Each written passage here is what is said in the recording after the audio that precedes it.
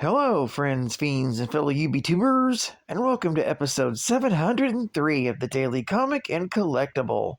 Today, the collectible of the day is the Funko Toys, Marvel Comics, Spider-Man series, Deluxe Sinister Six, Mysterio, Pop Vinyl Diorama. This Funko Pop Spider-Man Beyond Amazing Mysterio Sinister Six Deluxe Diorama statue would make a great addition to your Funko Pop vinyl figure collection. This highly detailed and intricately painted pop features a comic book inspired Mysterio looking as if he's jumped right out of the pages of Amazing Spider-Man. This deluxe pop of Mysterio features intricate hand-painted deco and stands approximately 4.5 inches in height, with his diorama base surrounding the villain in his signature green mist, while standing on a colorful brick base. Mysterio is part of the Beyond Amazing collection, connecting his villainous cohorts together in this amazing Amazon exclusive. Collect the entire Funko Pop set to create your own original Sinister Six set.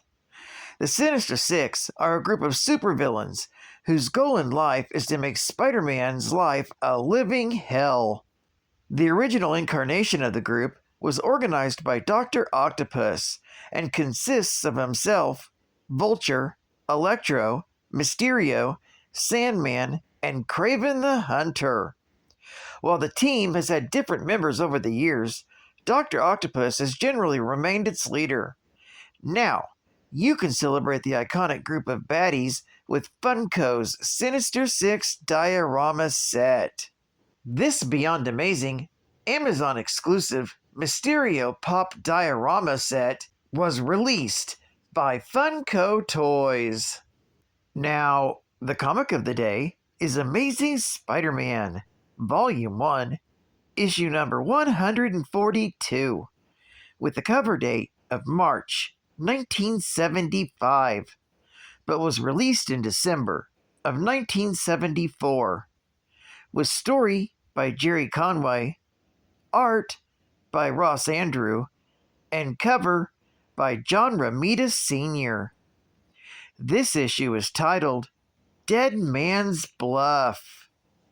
The story opens with Spider-Man diving into the Hudson River, trying to locate his junked spider buggy. After finally locating it, he returns to the surface to puzzle over if he's been hallucinating or if Mysterio is somehow haunting him from beyond the grave. Spider-Man's musings are cut short when Mysterio suddenly appears again.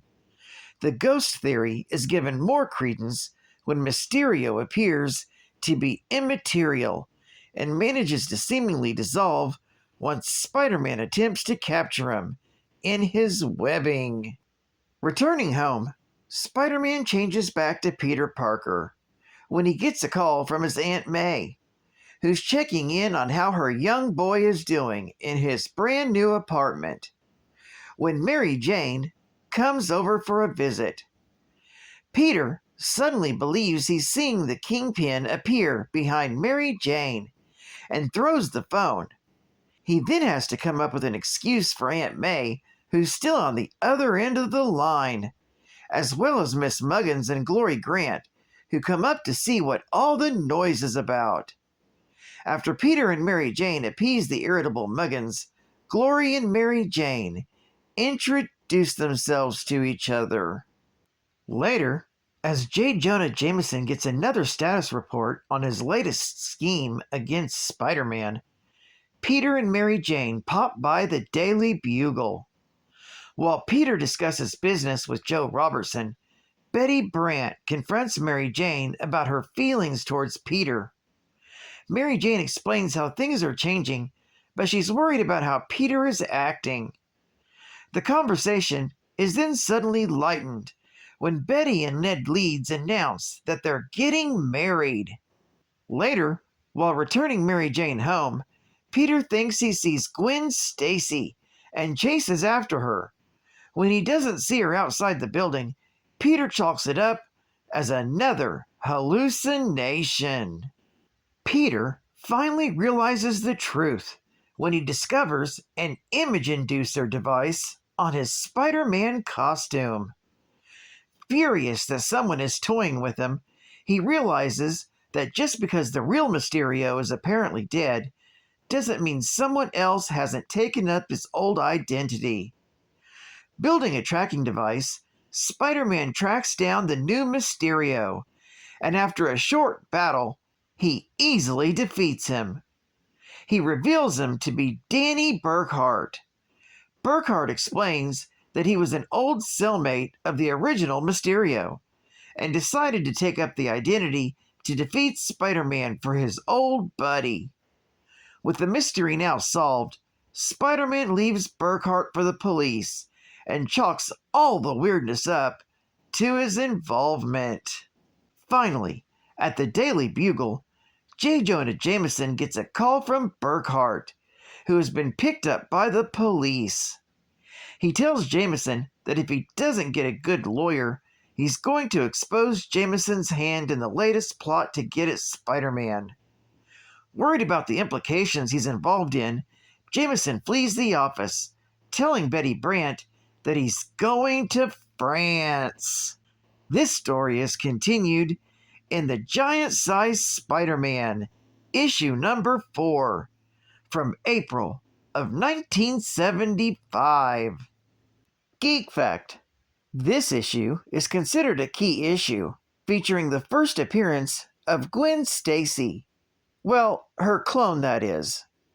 This Gwen Stacy was one of the clones of the original Gwen Stacy created by the mad scientist Miles Warren, known as the Jackal, to torment Peter Parker after the death of the real Gwen at the hands of the Green Goblin.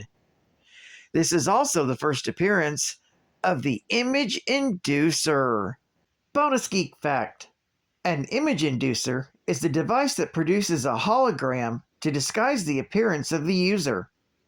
The inducer looks like a watch, providing a cover for anyone who asks about it. It was originally developed by Iron Man at Stark Industries. It covers the person's body and gives them any other appearance. It conforms to the person's movements. It can even be changed to give the user an entirely different appearance. The inducer's main drawback is that it only generates a look, but cannot hide the feel of the person's skin, nor can it hide anything not within the range of a normal human being.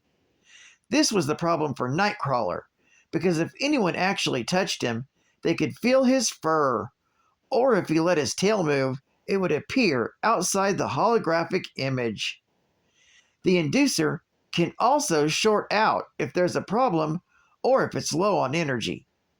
The Genosian magistrates were once defeated by Polaris in the guise of Magneto, using an image inducer. Nightcrawler later used a Shi'ar image inducer instead of Stark's design model.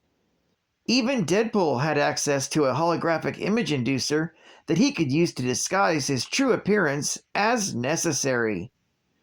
Taskmaster has even been known to use an image inducer to disguise his identity while on the job. Plus, the organization Scimitar used industrial-grade image inducer tech to mask their helicarrier as a shield helicarrier, both inside and out. Advertising Ad Fact: believe it or not, you'll be a master of self-defense once you've completed a revolutionary new audio-visual home study course in dynamic Kung Fu and Karate. You'll learn by looking and listening the easy way for less than 16 cents a lesson. Your physical size and age are unimportant. We'll program your mind to master almost any self-defense situation. By playing this record over and over and over, the lessons get buried deep in your subconscious. Your body becomes a powerful weapon of defense. A new, confident you. You receive complete picture lesson book containing over 135 photos and illustrations while you are coached by the lesson record. Each defensive movement is shown to you step by step by our instructor, Toyotodo Tara Mizazaki, Black Belt, 5th Dan, from the world-famous Kinjo-Kakuji Juojo in Tokyo, Japan. You receive all this for less than 16 cents a lesson. Plus, you get a 10-day no-risk money-back guarantee. Use this rush coupon to order today your Kung Fu and Karate lesson. Yes, teach me how to use Kung Fu and Karate to defend myself. I promise never to use these techniques as an aggressor. Only for defense. Send your money order to THRU Inc. in New York, New York. And final geek fact. Danny Burkhart was paid by J. Jonah Jameson to make Spidey think he was a ghost of the first Mysterio, Quentin Beck. After Burkhart was jailed, Jameson abandoned him, leading to Burkhart resenting him. Spider-Man recounted how the original Mysterio previously tried to drive him insane. That happened in Amazing Spider-Man, issue number 24, with a cover date of May 1965. This story also stated that the original Mysterio, Quentin Beck, is dead, having died in prison.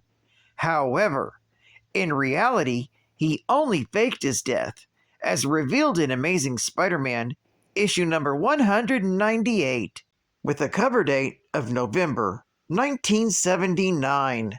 The original Mysterio was a VFX artist. Beck is a master of makeup, stunt work, mechanical and visual special effects. He was a mechanical engineer, a chemist, a strategist, and an actor with a background in psychiatry. Plus, he was trained in the art of hypnotism. He was one of Spidey's most formidable foes and a member of the original Sinister Six. Well, I'd like to thank you for joining me for another Daily Comic and Collectible, and I hope to see you again Tuesday. This is Cutpan Comicsman, and I'll catch you on the flip, baby. Over and out.